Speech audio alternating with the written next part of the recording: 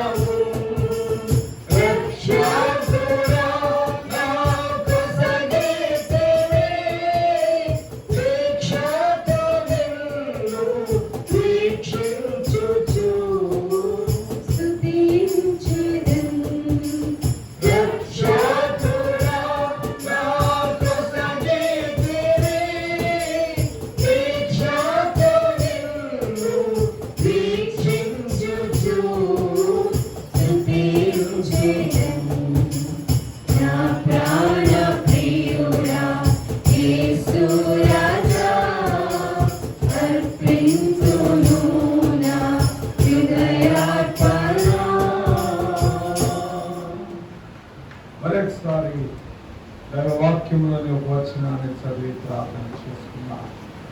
మత్తయి సువార్త 28వ అధ్యాయం. మత్తయి సువార్త 28వ అధ్యాయం.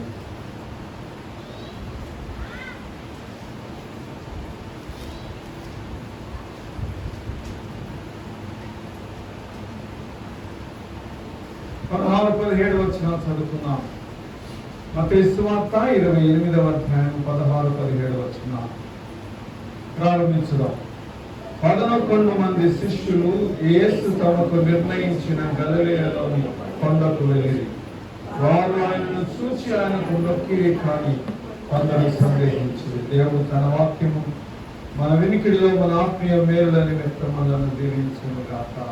ఆమేన్, ఆమేన్, ఆమేన్.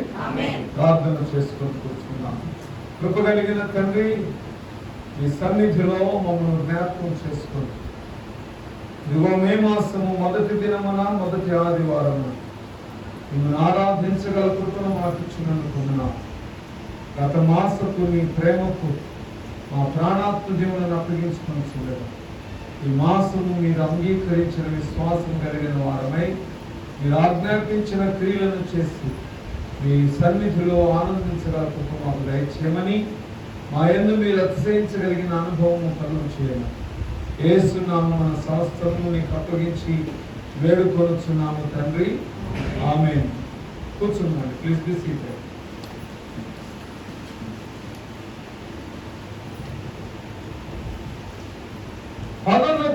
మంది శిష్యులు యేసు తమకు నిర్ణయించిన గలిలయలోని కొండకు వెళ్ళి సంఘములతో ఆత్మ చెప్పుచున్నమాట. చెవిగలవాడు యేసు నిర్ణయించిన స్థలానికి శిష్యులు వెళ్ళారు. బయట వారెవరూ లేరండి. శిష్యులు అన్న మాటకు అర్థం ఏంటంటే యేసును చూచిన వారు, యేసును తాకిన వారు, యేసుతో కలిసి నడిచిన వారు, యేసుతో కలిసి భుజించిన వారు, యేసు పొందిన నిందలను చూచిన వారు, యేసు యొక్క అద్భుత క్రియలను కన్నులారా చూచిన వారు, యేసుతో వాదించిన వారు. ఇంకా చాలా చెప్పుకోవచ్చు. ఒక్క మాటలో చెప్పాలంటే యేసుతో సహానుభవము కలిగి ఎంతమందిని యేసుకు శిష్యులు కొన్ని వందల మంది. మనకు సామాన్యంగా తెలిసింది ఏంటంటే యేసయ్య శిష్యులు ఎంతమంది అంటే 12 మంది అండి. బైబిల్ ప్రకారం యేసుకు వందల కొలది శిష్యులు ఉన్నారు. వారిలో స్త్రీలు కూడా ఉండిరి. అంతమంది శిష్యులలో యేసు ఏర్పాటు చేసుకుంది 12 మంది. ఆ 12 మందిలో ఒకరు తప్పిపోయారు. ఇప్పుడు మిగిలిన 11 మంది యేసు నిర్ణయించిన స్థలానికి వచ్చారు. వచ్చిన వాడు తక్కువ వాళ్ళు కాదండి. ఎవరో తెలుసా? వాళ్ళు వచ్చిన వాళ్ళు తక్కువ వాళ్ళు కాదు. వాళ్ళు ఎవరో తెలుసా? యేసు బాప్తిస్మము పొందినది మొదలుకొని యేసు పునరుద్ధానము వరకు ఆయనకు సాక్షులు. యేసును గురించిన జ్ఞానము లేని వారు కారు వాళ్ళు. యేసును గురించిన సంపూర్ణ జ్ఞానము, బాప్తిస్మము పొందినది మొదలు శ్రమపడి మరణించి పాతి పెట్టబడి తిరిగి లేచి వారికి కనబడి ఆరోహణమగు స్థలమును నిర్ణయించు వరకు ఆయనను చూచిన వారు, ఆయనను ఎరిగిన వారు. అందుకే బైబిలులో యేసును వెంబడించుచు ఆయన చెప్పిన పనిని నెరవేర్చు వారిని మాత్రమే క్రైస్తవులు అన్నారు. ఆ క్రైస్తవులే వీళ్ళు. నీవు నేను క్రైస్తవులము కాము, వీళ్ళు క్రైస్తవులు. అపోస్తల కార్యములు 11వ అధ్యాయము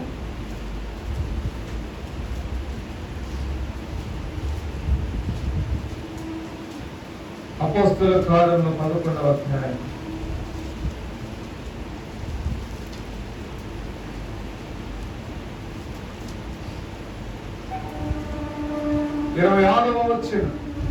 26వ వచనం.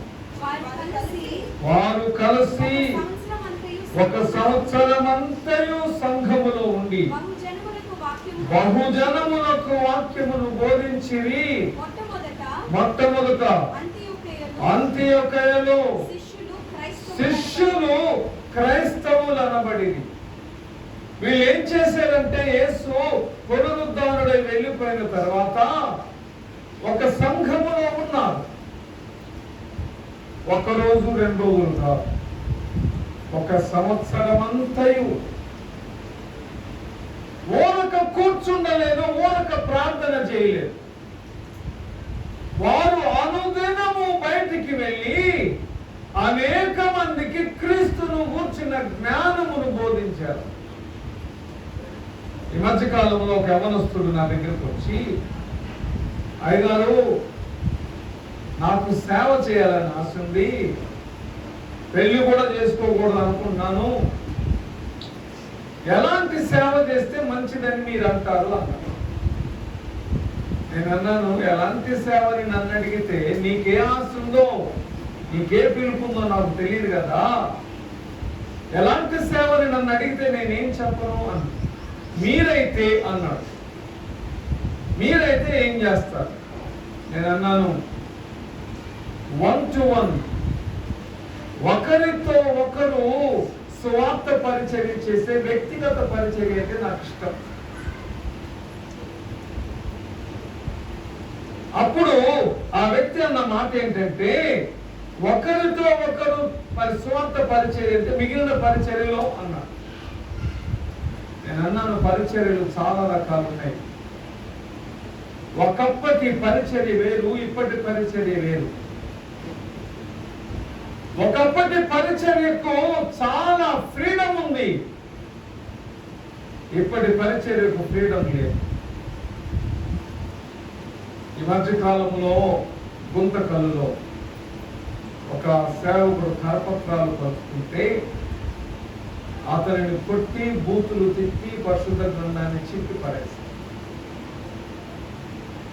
అలాంటి పరిచర్య చేయడానికి ఇష్టమేనా? లేదు. సంఘ పరిచర్య చేసేటువంటి వారు ఏర్పరచబడిన ఆ జనాంగమునకు మాత్రమే పరిచర్య చేస్తారు. అంటే సరిహద్దులు కలిగిన ఆ పరిచర్య చేయడం నీకు ఇష్టమా? లేదా సువార్తికుడు అపోస్తుడైన పౌలు సువార్థికుడు, సంఘ కాపరి కాదు. అంటే ప్రతి స్థలమునకు వెళ్ళి సువార్తను ప్రకటించి రక్షించబడిన వారిని లోకల్ గా ఉన్న సంఘంలోనికి తీసుకుని వెళ్ళడం. అలాంటి పరిచర్య నీకు ఇష్టమా?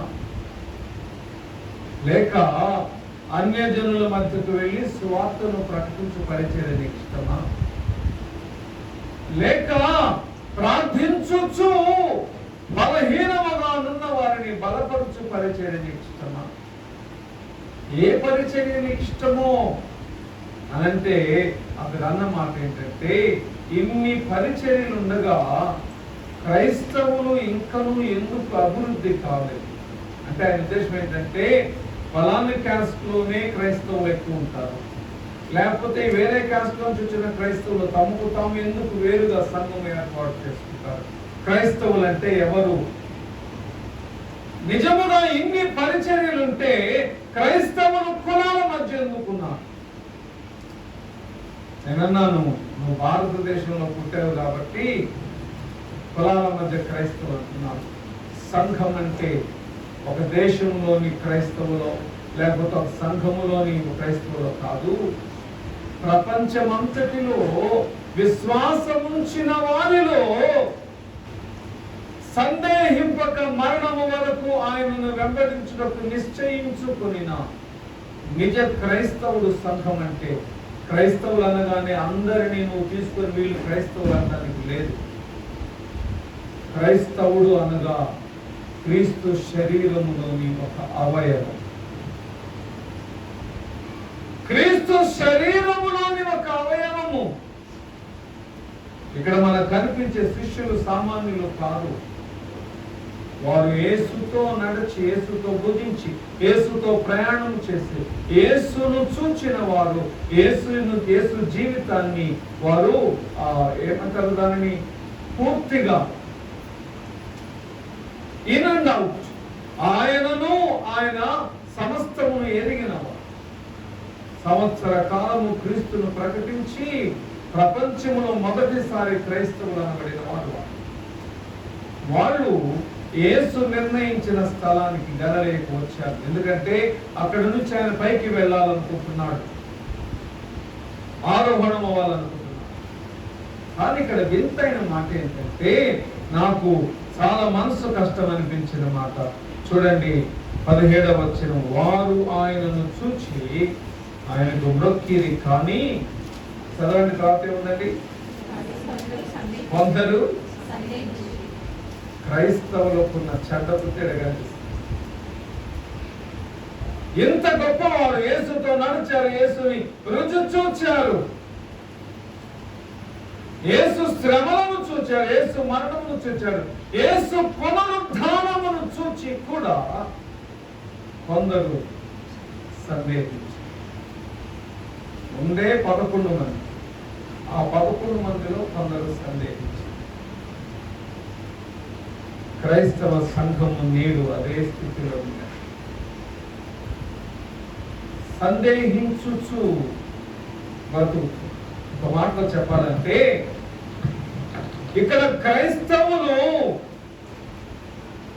ప్రభువును నమ్మక కాదు, నమ్మియు వారి మనస్సులకు తగినట్టుగా ఆయన ప్రవర్తించనందున సందేహం.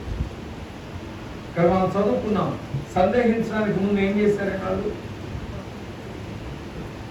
మొక్కిరి, రాగానే వాళ్ళు మొక్కారు, ప్రార్థనలు చేశారు, కానీ సందేహించారు. బైబిల్లో రాయబడిన ఈ ఆత్మీయ సత్యానికి అర్థం ఏంటంటే, మొక్కడం గొప్ప విషయం కాదు, యేసును చూడడం గొప్ప విషయం కాదు, యేసు పునరుద్ధానుడని నమ్మడం గొప్ప విషయం కాదు, యేసును సజీవుడని రుచి చూచి నమ్ముతాడు గొప్ప విషయం. రుచి చూచుట గొప్ప విషయం. క్రైస్తవులకు ఈ అనుభవము తక్కువ. ఏమనుభవము? రుచి చూచు అనుభవం. ఎందుకంటే రుచి చూస్తే దానిని ప్రకటించాలి కదా. రుచి చూచిన వాడిని మనం అడిగే ప్రశ్న ఏంటండి? భోజనం వడ్డించాము. రుచి చూచినప్పుడు నువ్వు అడిగే ప్రశ్న ఏంటి? ఎలా ఉంది? ఏదైనా తక్కువైందా, ఏదైనా ఎక్కువైందా, లేదా పర్ఫెక్ట్గా ఉందా? యెహోవా ఉత్తముడని రుచి చూచి తెలుసుకుని. రుచి చూసావు యేసయ్యని, ఎలా ఉన్నాడు అని అడిగితే ఏం చెప్తావు? ఎలా ఉన్నాడు యేసయ్య ఏం చెబుతావు? పుట్టుగుడ్డి వారి దగ్గరికి యేసయ్య వచ్చి దేవుని కుమారుని యందు విశ్వాసం ఉంచుతున్నావా అంటే వాడు ఏమన్నాడు తెలుసా? దేవుని కుమారుని యందు విశ్వాసం ఉంచుటకు ఆయన ఎవరో నేను చూస్తే, unless I see him, unless I touch him, unless I taste him, ఎలా చెప్పగలను? ప్రభు వెంటనే ఏమన్నాడో తెలుసా? నీవు చూచుచున్న నేని దేవుని. ఆమేన్. వాడికి కనీసం కనబడ్డాడు కాబట్టి యేసుని నమ్ముచున్నాను అన్నాడు. అంతకుముందు అనుభవించాడు. యేసయ్య వాడిని బాగు చేశాడు, యేసు వాడిని బాగు చేశాడు. ఇప్పుడు వెళ్ళి కనపరుచుకున్నాడు, నేనే దేవుని కుమారుడనని ప్రత్యక్షపరుచుకున్నాడు. కాబట్టి వాడు అన్నాడు, నమ్ముచున్నాను. క్రైస్తవుల దగ్గరికి వెళ్ళి నీకు మేలు చేసే కదా కుమారుడా, నేను నీకు మేలు చేశాను. ఏం మేలు చేసేవయ్యా? క్రైస్తవులకు వచ్చే డౌట్స్, ఏం మేలు చేశావు? వాళ్ళ ఉద్దేశంలో మేలు అంటే ఎలా ఉండాలంటే, నేను పొందలేని దానిని ప్రభువు నాకు ఇస్తే అది మేలు. నా జీతం నాకు వస్తుంది, నా జీతంలో నేను బస్తా బియ్యం కొనుక్కుంటా, రేట్లు పెరిగినా పెట్రోల్ కొట్టించుకుంటా, నా జీతంతో నేను కుటుంబానికి అవసరమైంది ఇస్తా. ఒకవేళ జీతం చాలకపోతే అప్పు చేస్తా. నువ్వేం మేలు చేసావు? నా శక్తి సంపాద్యం ఇది. నువ్వేం మేలు చేసావు? వాళ్ళకు కనబడని మేలు. నేడు క్రైస్తవులకు కనబడని మేలు ఏంటంటే, రాత్రి నీవు నిద్రించుచుండగా నీ శ్వాసను భద్రపరిచిన దేవుడు, క్రమపరిచిన దేవుడు నీకున్నాడని నువ్వు ఎప్పుడైనా గుర్తించా? నేను ఇంతకుముందు కూడా చెప్పాను, మరలా చెప్తున్నాను. ఒక్కోసారి నిద్రించేటప్పుడు ఏమి అనిపించింది కానీ నిద్ర లేవగానే భయం వేస్తుంది. నేను ఇంకనూ బ్రతికి ఉండటకు కారణం ఎవరు? నిద్రలో నేను చనిపోయి ఉంటే నా పరిస్థితి ఏంటి? నిజంగా భయం వేస్తుందండి. రాత్రి నేను నిద్రించుచుండగా ప్రభువు నన్ను పిలిచిన ఎడల జరగబోయే పరిస్థితులు ఏంటో, నా శ్వాసను క్రమముగా ఉండుటకు ఆజ్ఞాపించిన దేవుడు నాకు మేలు చేసినట్టు కాదా? ఉదయమున లేచి ప్రభువును స్తుతించని వారు ఉంటారని మర్చిపోతూనే ఉంటారు ఉదయమునే స్తుతించుట.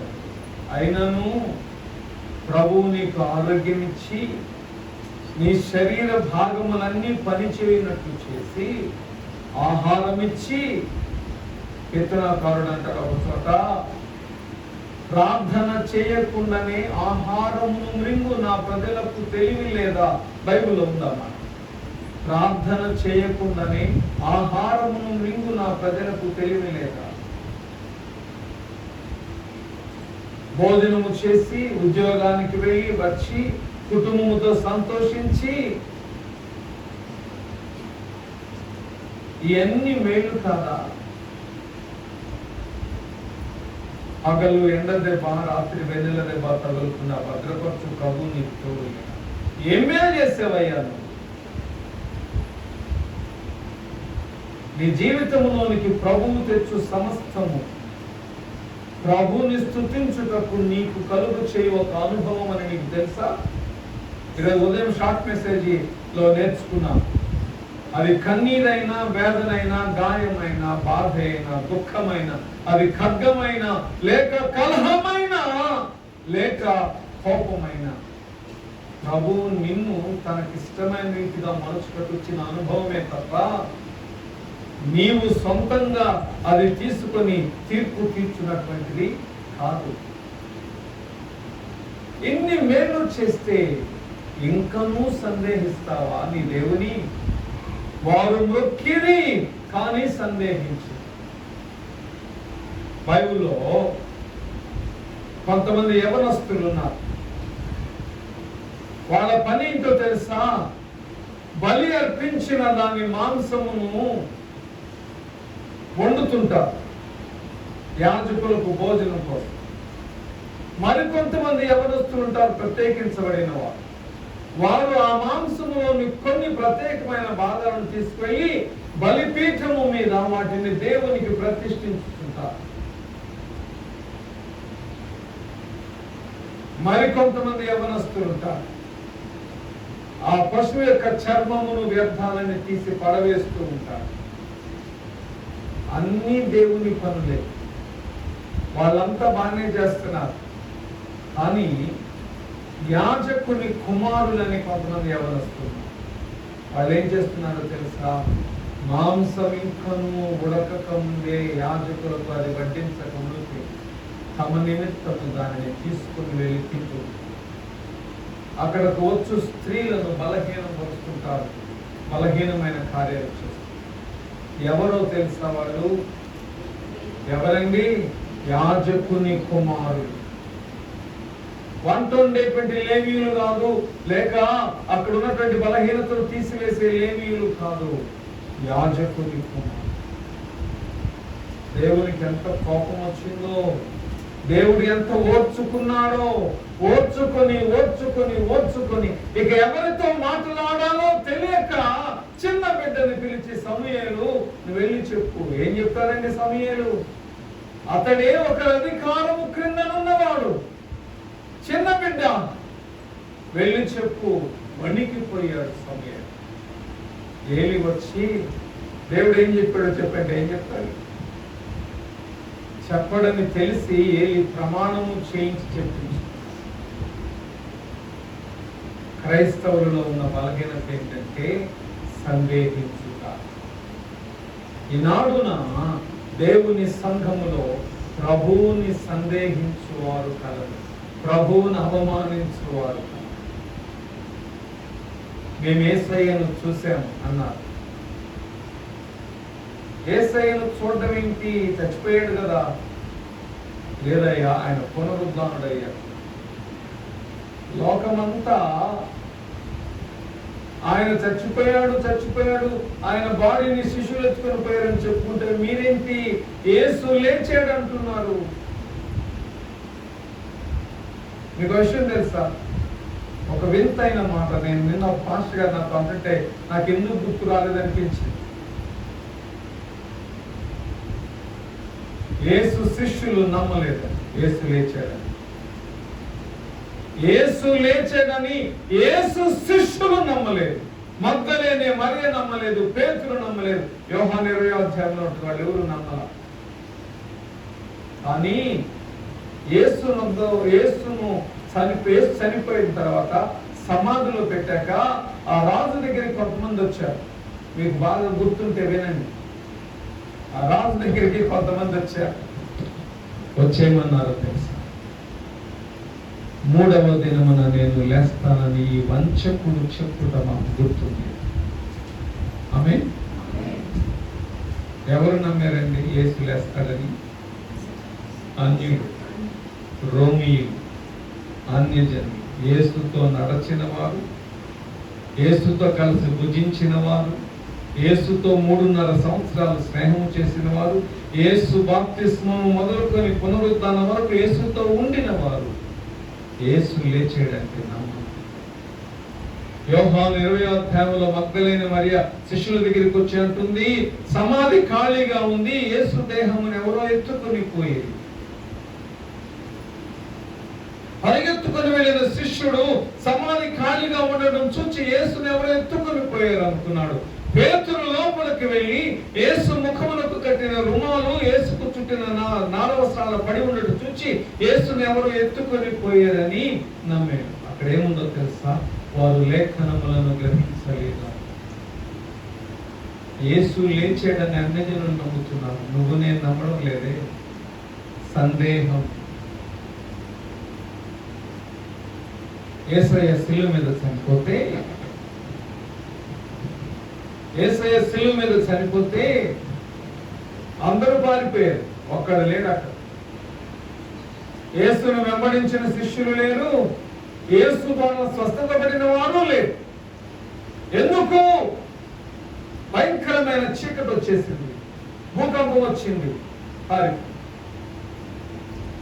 కానీ అన్యజనులలో శతాధిపతి అయిన ఒకడు మోకరించాడంట.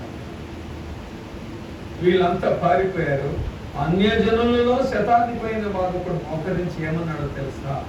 ఇతడు నిజముగా దేవుని కుమారుడు. ఆమేన్. ఒక అన్యుడు చెప్పిన సాక్ష్యం, ఇతడు నిజముగా దేవుని కుమారుడు. సంఘమా, నీకుందా అంత విశ్వాసం? నీకుందా అంత నమ్మిక? నీ జీవితాన్ని చూసి చెప్పవచ్చు నువ్వు నిజమైన క్రైస్తవుడో కాదు. మీ మదర్, మీ ఫాదర్ మిమ్మల్ని ఎలా పెంచారు అని అడిగారు అనుకోండి, ఏం చెప్తాం మనం? చక్కగా పెంచాం, ప్రేమగా పెంచాం, ఎన్నో నేర్పించాం. ఒకవేళ ఆ వ్యక్తి నాతోటి నువ్వు చక్కగా పెంచారు, ప్రేమగా పెంచారు, అన్ని నేర్పించారు అంటున్నావే, మరి నీ బ్రతుకు అలా లేదే అని అన్నాడు అనుకోండి, నేనేం జవాబు చెప్పగలను? వాళ్ళు నేర్పించుట వేరు, వారు నేర్పించిన విధముగా బ్రతుకుట వేరు. నేను ఎలాగూ బ్రతుకుతున్నానో అది నా తల్లిదండ్రులు నేర్పించిన దానికి సాక్ష్యం. అవునా కాదండి? మన ఈ మధ్య ఒక ఫోటో చూశాను. గొడ్ల సాగుడిలో ఒక ముసలి ఆవిడను పడుకోబెట్టి పైనుంచి ఒక తాడు కట్టి సెలైన్ బాటిల్ కట్టి పెట్టారు. కింద మాటలు ఏముందో తెలుసా? నేను నా గర్భాన్ని నీకు నీడగా ఆహారంగా ఇస్తే నీ గొడ్ల సాగుడిని నాకు ఆశ్రయంగా ఇచ్చావా? ఒక ప్రశ్న అక్కడ రాశారు. నా గర్భాన్ని, నా రక్తమును నీకు ఆహారంగా ఇచ్చి నిన్ను పోషిస్తే ఈరోజు నేను నీకు భారమై గొడ్ల సాగుడిలో పండుకున్నానా?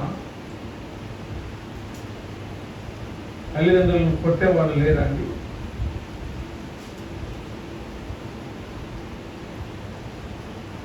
క్రీస్తును కాళ్ళతో తొక్కుతున్న క్రైస్తవులు ఎంతమంది? ఆ మాట నాకు ఎంత వేదనో. సందేహించిరి, అన్ని చూచి కూడా సందేహించిరి. నీరు రక్తముగా మారింది ఐగుప్తులో. ఇశ్రాయేలులు నివసించు చోట వెలుగు ఉంటే ఐగుప్తులో చీకటి ఉంది. ఐగుప్తులో పశువులు మరణిస్తే ఇశ్రాయేలులు ఉన్న గోషెను ప్రాంతంలో ఒక్క పశువు చనిపోవాలి. పేలు, దొరద, మిడతలు ఇవన్నీ ఐగుప్తులో ఉంటే గోషెను ఇశ్రాయేలు ఉన్న చోట ఏమీ లేవు. అందరూ వచ్చారు ఎర్ర సముద్రం దగ్గరికి. వెనక నుంచి ఫరో సైన్యం వస్తుంది, ముందు సముద్రం ఉంది. వాళ్ళు ఏమంటున్నారో తెలుసా? నీ దేవుడు మమ్మల్ని చంపడానికి తెచ్చాడా ఇక్కడికి? ఐగుప్తులో జ్యేష్ఠులు మరణించినప్పుడు నీ బిడ్డలు మరణించలేదే? ఆ దేవుడు కాదా ఇప్పుడు నిన్ను భద్రపరచలేడా? నువ్వు ప్రయాణము చేస్తుంటే పగలు మేఘస్తంభంగా ఉండి ఎండ తగలకుండా కాపాడాడు, రాత్రి అగ్నిస్తంభముగా ఉండి నీకు వెలుగునిచ్చి వారికి చీకటినిచ్చాడు. అయినను మమ్మల్ని చంపడానికి తెచ్చారు దేవుడు అంటావా? సందేహించిది దేవుని బిడ్డ. మీరు అనొచ్చు, నేను ఎప్పుడు సందేహించనండి నా దేవుని. అనుదినము దేవుని ఎదుట నీ క్రియను ఒకసారి పరీక్షించుకో. ఒకవేళ ఎక్కడైనా బలహీన పడుతున్నవేమో ఒకసారి పరీక్షించుకో. అప్పుడు యేసయ్య వాళ్ళ దగ్గరికి వచ్చి వాళ్ళతో మాట్లాడుతుంటున్నాడు. పరలోకమందును భూమి మీదను నాకు సర్వాధికారం ఇవ్వబడి ఉన్నది. కాబట్టి మీరు వెళ్ళి సమస్త జనులను శిష్యులనుగా చేయుడి. తండ్రి యొక్కయు కుమారుని యొక్కయు పరిశుద్ధాత్మ యొక్క నామములోనికి వాళ్ళకి బాప్తిస్మం ఇచ్చుచు నేను మీకు ఏ ఏ సంగతులను ఆజ్ఞాపించిన వాటిని అన్నిటిని గైకొనవాలని వారికి బోధించు. ఇదిగో నేను యుగ సమాప్తి వరకు సదాకాలం మీతో కూడా. మాటలు, ఈ ఆజ్ఞ ఎప్పుడు ఇచ్చాడో తెలుసా దేవుడు వాళ్ళకి? వారు ప్రభువును చూచి ప్రభువును వెంబడించున్నట్టు తమ హృదయములను సిద్ధపరచుకొని సందేహించారండి, కాదని. కానీ తమ తప్పును సరి చేసుకొని ప్రభువును ప్రకటించుటకు ఇష్టపడారు. సందేహించవచ్చు, చాలా మంది సందేహిస్తారు. కానీ ఆ సందేహ స్థితి నుండి రుచి చూచు స్థితికి ఎదగలేదు. క్రైస్తవుడుగానే ఉండకూడదు. మీరేమనుకోవద్దు. నాకు తెలిసిన చాలా మంది క్రైస్తవులు సండే స్కూల్కి వచ్చారు. నాకు తెలిసిన చాలా మంది క్రైస్తవులు యవనస్తులుగా ఉన్నారు. అంటే సండే స్కూల్ నుండి యవనస్తుల స్థితికి వచ్చారు, బాప్తిస్మం తీసుకున్నారు. నాకు తెలిసిన అదే క్రైస్తవులు పెద్దవాళ్ళై పెళ్లిళ్ళు చేసుకున్నారు. వాళ్ళ బిడ్డలను సండే స్కూల్కి తెచ్చారు.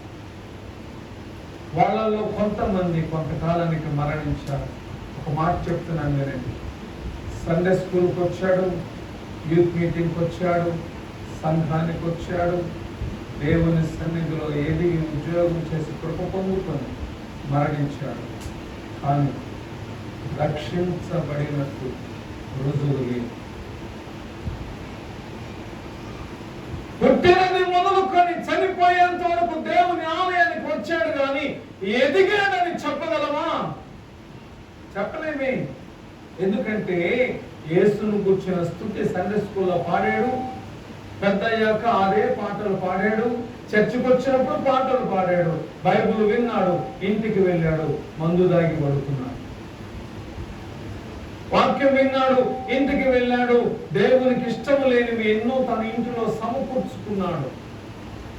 దేవుని వాక్యాన్ని వింటున్నాడు, చర్చకు వస్తున్నాడు, కానుకిస్తున్నాడు, దశమభాగం ఇస్తున్నాడు. కానీ ప్రభుని ఆలయాన్ని అవమానపరచటం మానలేదు, సేవకులను హేళన చేయటం మానలేదు. కానీ క్రైస్తవుడే చర్చి మానడు, ప్రభు వల్ల మానడు, దశమ భాగం మానడు, కానుకిచ్చుట మానడు, కుటుంబ ప్రార్థన మానడు. కానీ సంపూర్ణుడు కాలేదు. నిజముగా దేవుడు సంఘముతో మాట్లాడుతుంటే ఎందుకు సంఘము ఎక్కడ వేసిన దొంగలు అక్కడే ఉన్నట్టుంటుందండి. పోయిన సంవత్సరం నీ ఆత్మీయ స్థితి ఏంటో ఇప్పుడు నీ ఆత్మీయ స్థితి అంత కాదా? ఎదిగేవా? ఏమైనా ఎదిగేవా? ఎదిగితే ఏది? ఆ రిఫ్లెక్షన్ ఏది?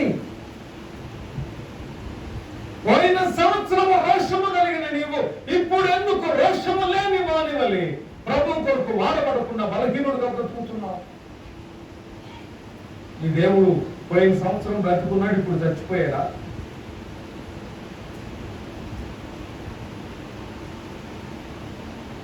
దేవునిలో మార్పు వచ్చిందా? నాలో మార్పు వచ్చిందా? పోయిన సంవత్సరం నమ్మకమైన దేవుడు ఈ సంవత్సరము ఆయన మోసగాడు. నా ప్రార్థన వినడు, నాకు జవాబేడు, నేను అడిగింది నాకే ఎందుకు వస్తుంది కష్టం? ఆయన మాట తప్పే దేవుడు కదా. ప్రభు అంటున్నాడు, నమ్మితే విశ్వసిస్తే నేను పునరుద్ధానుడనని మీరు ఎరిగితే వెళ్ళి ప్రకటించండి. ఇది దేవుడిచ్చిన. చర్చిలోనే కూర్చోండి, చర్చిలోనే ఉండండి, చర్చిలోనే జీవితాన్ని గడపండి అని ఎక్కడా చెప్పలేదండి. క్రైస్తవులమైన మనము నేర్చుకోవాల్సింది ఏంటో తెలుసా? ప్రకటించుట. మీరు అనొచ్చు, మేము ప్రకటిస్తే సేవకుడు నువ్వెందుకు, కాపురు ఎందుకు ఇంకా మాకు? మేము ప్రకటించాల్సి వస్తే బైబిల్ కాలేజ్ మేము చేయాలి కదా. మేము ప్రకటించాల్సి వస్తే ప్రసంగం మాకు రావాలి కదా. ఎవరు చెప్పారండి ప్రసంగం చేయడానికి బైబిల్ కాలేజ్ చేయాలని? నేను బీటీహెచ్ చదివాను, బ్యాచులర్ ఆఫ్ థియాలజీ. నేను బీడీ చదివాను, బ్యాచులర్ ఆఫ్ డివినిటీ. నేను డాక్టరేట్ చేశాను. దాదాపు 10 సంవత్సరాలు నేను నా బైబిల్ కాలేజ్ చేశాను.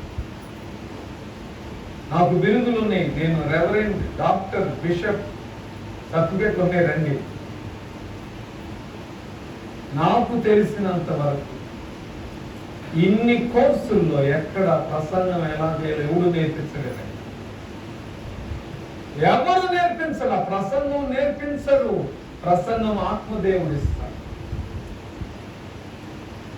ఈ సర్టిఫికెట్లు ఏమి దేవుణ్ణి గణపరచు. రెవరెండ్ అంటే ఏంటో తెలుసా? పూజనీయుడు. ఎవడండి పూజనీయుడు? ప్రభువు తప్ప. డాక్టర్ అంటే ఎవరో తెలుసా? నైపుణ్యము కలిగిన వాడు. పరిశుద్ధ గ్రంథాన్ని మొత్తము చదివి గుర్తు పెట్టుకునే వాడే లేడు. వాడు డాక్టరేట్ అవుతాడు. ఈ మధ్య కొత్తగా కొన్ని బిరుదులు వచ్చినాయి. అపోస్తలు అంట. అపోస్తలు అంటే అర్థం ఏంటో తెలుసా? యేసు బాప్తిస్మం మొదలు పునరుద్ధానం వరకు కన్నులారా చూచిన వాడు. ఎవడండి అపోస్తలు? ఇంకొక బిరుదు వచ్చింది, ప్రవక్త అనే పేరు పెట్టుకున్నారు ఇప్పుడు అందరూ. ప్రవక్త అంటే క్రీస్తును గురించి, క్రీస్తు రాజ్యం గురించి ప్రకటించువాడే కానీ సోది చెప్పువాడు కాదు.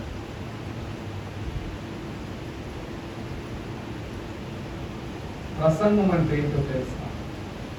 క్రీస్తుతో నీకున్న అనుభవాన్ని ఇతరులకు తెలియజేయడం. పేతురు ప్రసంగం చేశాడు, 3000 మంది రక్షించబడ్డారు. పేతురు ఏ బైబిల్ కాలేజ్ చేశాడు? బైబిల్ ఏముందో తెలుసా? విద్య లేని పామరు. అది పేతురు ఏం చెప్పే వాళ్ళకి? నేనేం చెప్పలేదయ్యా, యేసయ్యను చూసి యేసయ్య చెప్పింది విని అదే చెప్పారు. పేతురుని పట్టుకోవడానికి వచ్చిన కొంతమంది అధికారులు బైబిల్ ఏముందంటే అపోస్తల కార్యం 5వ అధ్యాయంలో వారు విద్య లేని పామరులు అయినను యేసుతో కూడా ఉండినవారు.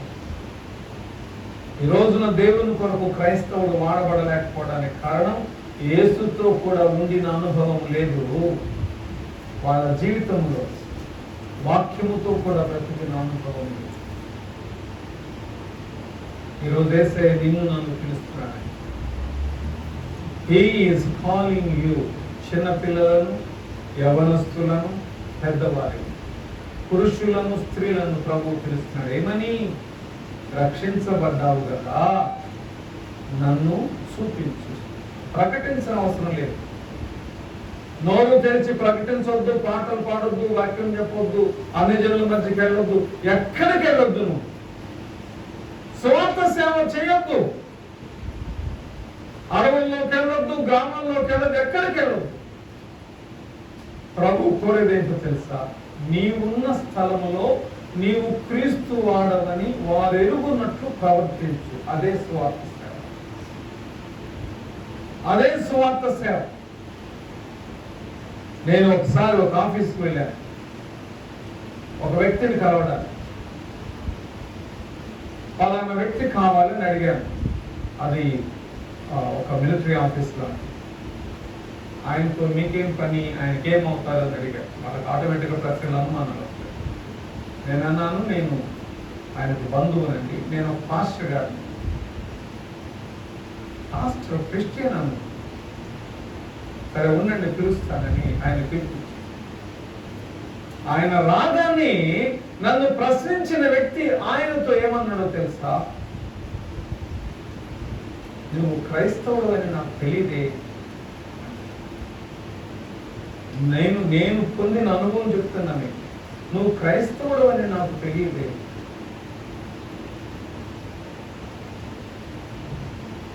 నిజమేనా? మనము క్రైస్తవులను లోకం ఎరగాలంటే సిలువ పట్టు పెట్టుకోవాల్సిన అవసరం లేదు, బైబిల్ పట్టుకొని తిరగాల్సిన అవసరం లేదు, చర్చికి బైబిల్ తేవాలి. మరి ఎలా తెలుస్తుంది నేను క్రైస్తవునంటే, క్రీస్తునకు కలిగిన ప్రతి గాయము నా బ్రతుకులో కనబడగలిగితే నేను క్రైస్తవు.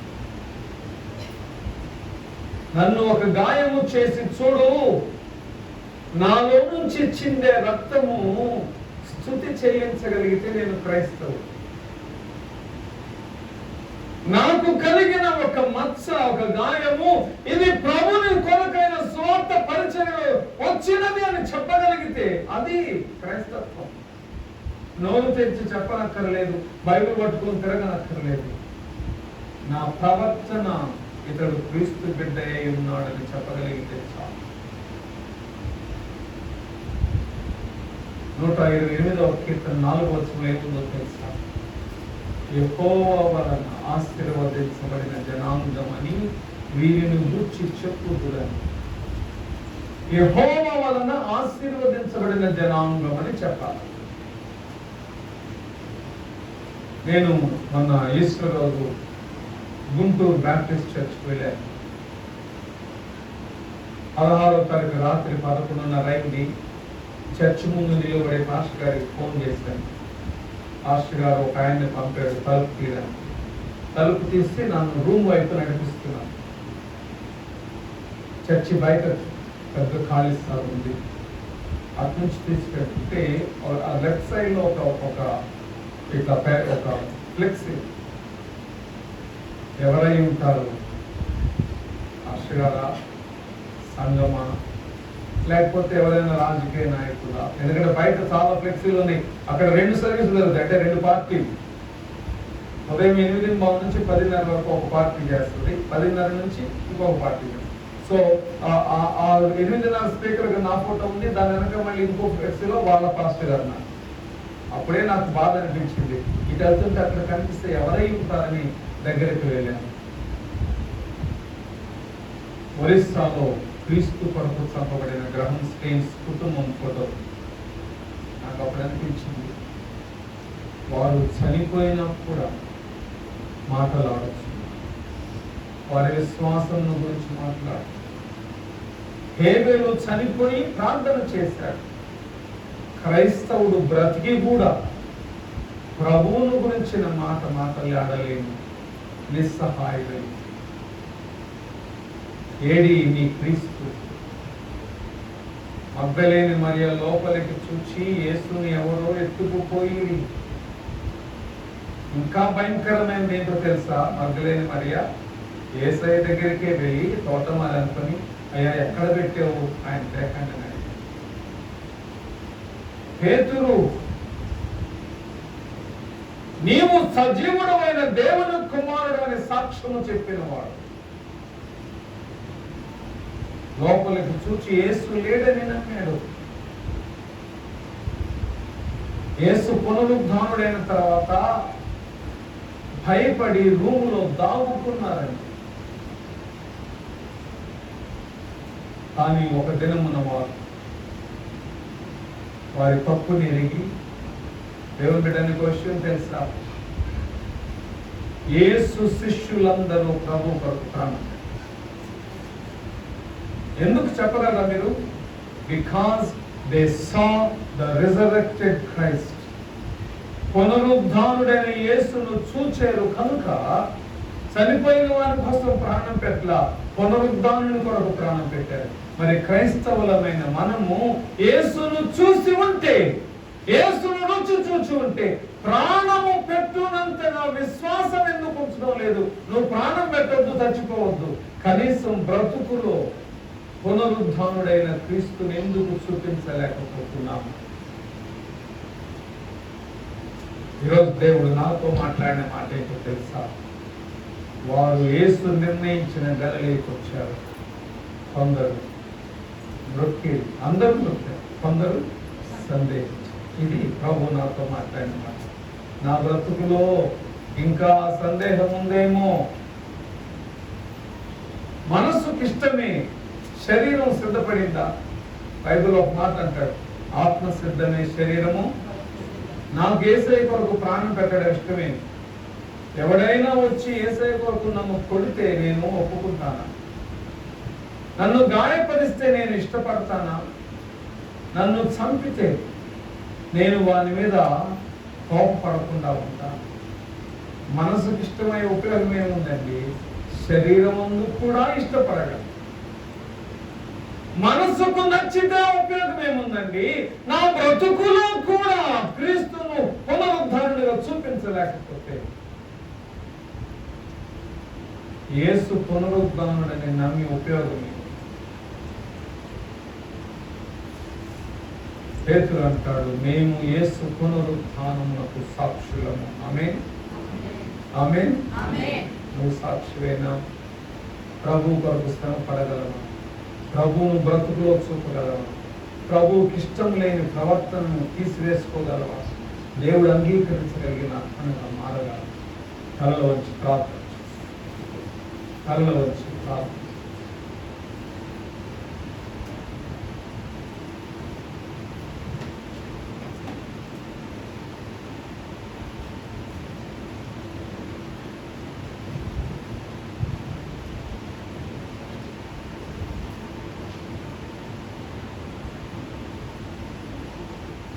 ప్రార్థించుకుంటాం. 2 నిమిషాలు మన హృదయాన్ని మనం పరిశోధించుకున్నామండి. ప్రభువుకి ఇష్టమైన పాత్రగా పునరుద్ధాన అనుభవాన్ని కలిగి ఉన్నాను.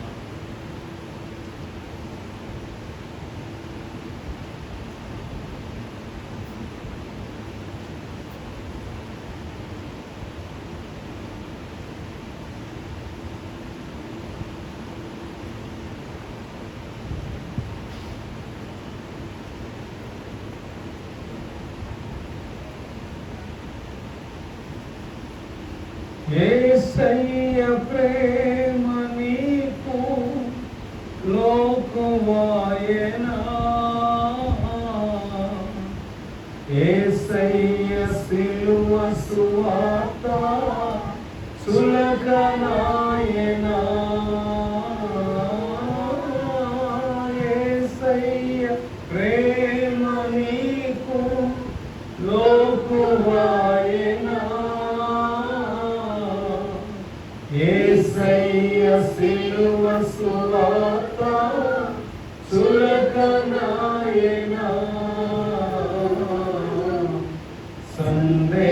సందేహమేలా సంశయమేలా, ప్రభు యేసు గాయములను పరికించి చూడు, గాయాలలో నీ వ్రేలు తాకించి చూడు. ప్రేమ కలిగిన తండ్రి,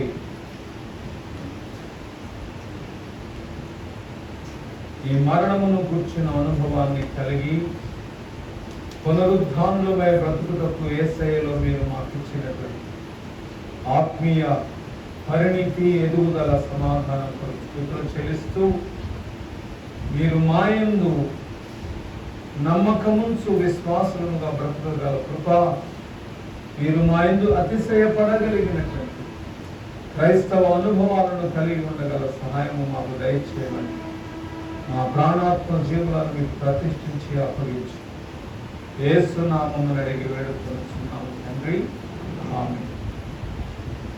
దేవునికి స్తుతి కలుగును గాక. ప్రభు వలన చేరుటకు సిద్ధ